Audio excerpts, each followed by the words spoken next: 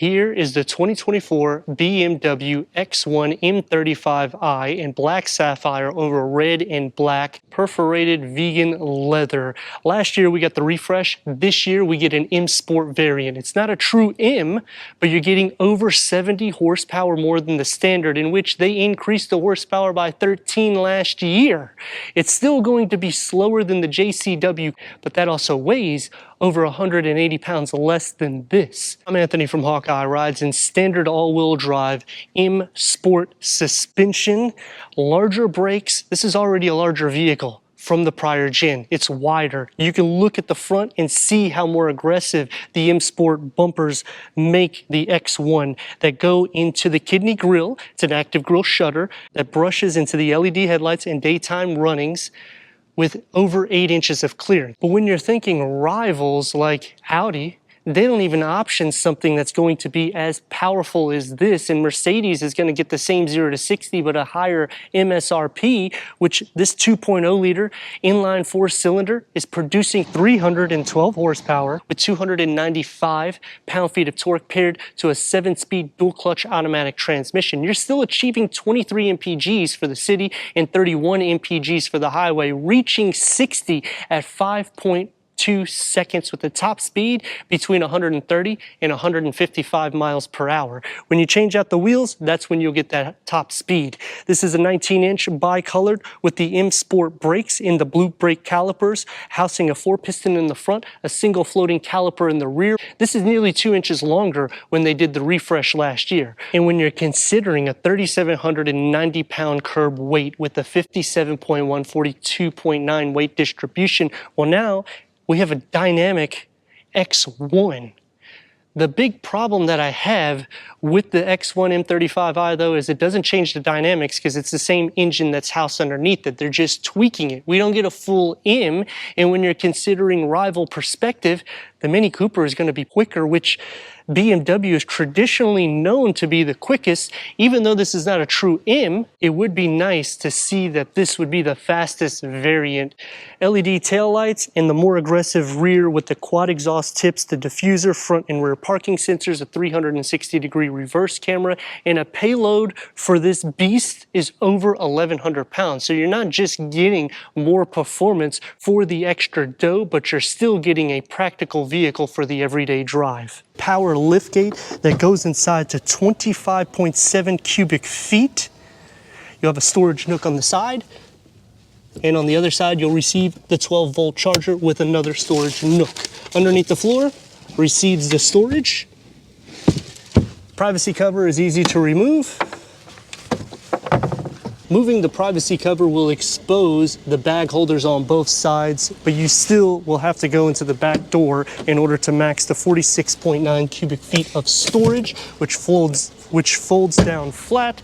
This is the M35i. We need to go inside, start it up, so you can hear that exhaust note.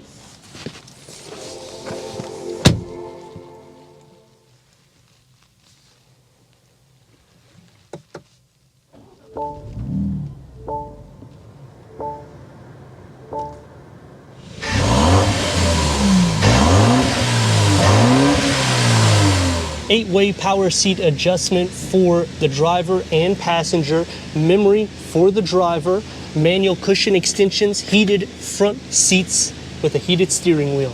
Headroom and leg room. The refresh last year increased the size of this vehicle, so you're going to see that in the interior. Sensitech dashboard, heads-up display, auto-dimming rear view mirror, pano moonroof, and a wireless charger are part of the convenience package.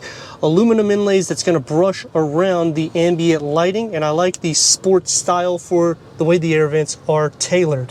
One panel curve screen with a 10.7 center cluster, Apple CarPlay, Android Auto, Sirius XM, AM, FM, streaming Bluetooth audio, dual climate control settings, iDrive 9, put it into reverse, and we have a 360-degree reverse camera, which is also part of that convenience package, which will also have the heads-up display a part of it. Click onto the more, and you got a 3D view that you can just click all around to see any imperfections on the vehicle.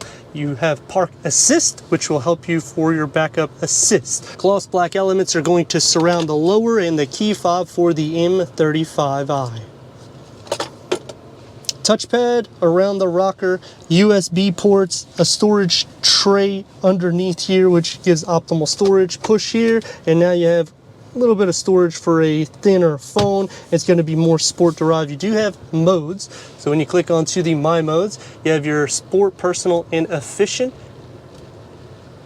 Gauge cluster is a 10.25 that can go through an array of content for the driver. And you can also tailor the heads-up display. Leather wrap steering wheel with the 12 o'clock. Cross stitch. The paddle shifts. Door panel and dash integrating together, and you get the aluminum that brush over the Harman Kardon. It's going to be more sport derived, and it's going to stay that way pretty much for the whole area. I like the grab handle because it keeps it an aggressive sporty style, one touch up and down for all the windows, and a large storage pocket with a beverage holder carved out. For the back seats headroom and leg room, we have storage with a net behind both the driver and passenger seat, USB ports, air vents. The center gets cup holders with armrests, and these seats recline, which I have it reclined. The door is going to have the sport materials. You get the mesh inlays, sporty where you rest your arms, a long storage pocket. It's about the same size as the front. Sliding into the center, the floor is not completely flat, and you have a little storage tray here. You can put a smartphone. You will be sharing some feet, butt, and shoulder space, but it is to be expected because this is a X1. Headroom is actually optimal. 312 horsepower, 295 pound-feet of torque. We have the boost engage, which is a 10-second delay to help the twin-scroll turbocharged to get all the power. And here we go.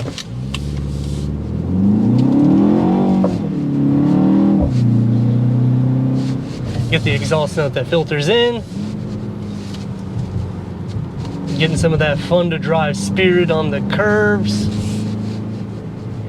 It does spin out a little bit more so, but because it's all-wheel drive, it's still somewhat composed. We are receiving over 70 horsepower more than the standard X1. So let's see that 0 to 60 yet again.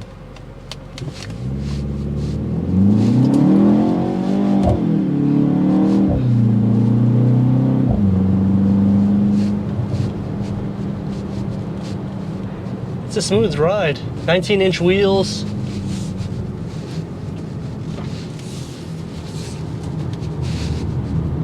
This is where I mean by you're just kind of hanging on here.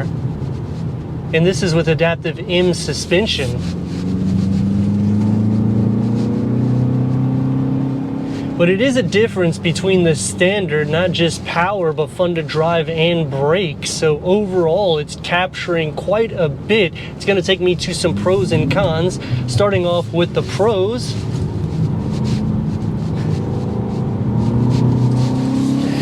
Is the 7-speed dual clutch automatic transmission. It just wants to be engaged all the time.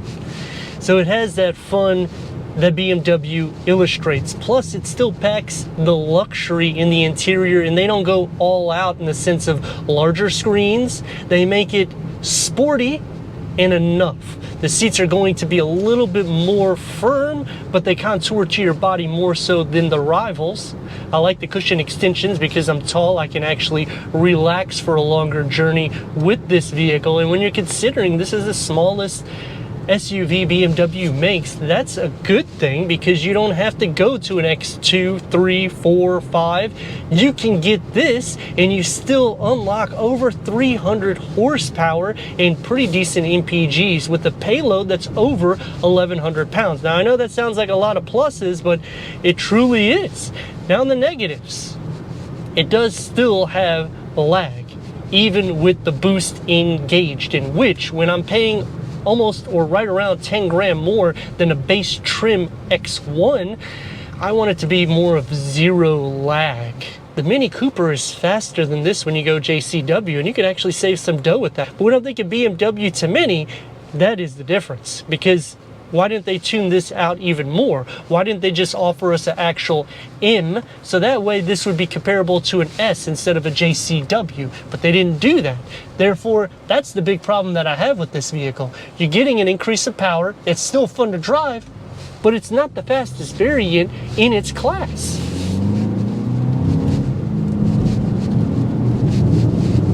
It's going to be a little bit more rigid than the standard X1, but that's also to be expected. And once you start tacking features on, it does escalate the price significantly, in which some of the features will option out over $2,000 each. The suspension layout, it soaks up most of the imperfections at a slow speed. At a higher speed, pretty much every vehicle soaks them up, so you're not going to have too many problems there. I like that we received the M steering wheel. You still set up high enough, and we have another option opposed to going to a larger X for the BMW line. For Mercedes, 0 to 60 is going to be about the same. You're going to get some savings here. For Genesis, you can option a twin turbo variant, but once you start going that route, $60,000 starts coming into play quickly, in which now you saved at least 10 grand. And if you go to the single turbo, BMW is going to be one of the faster variants compared to pretty much all the competition. But let me know your thoughts in the comments, and if you're new to the channel, consider subscribing. Check out the next video, merchandise, website, and Instagram. Leave a comment and a like, and I'd like to thank BMW of Wesley Chapel for giving us this 2024 BMW X1 M35i for our car review.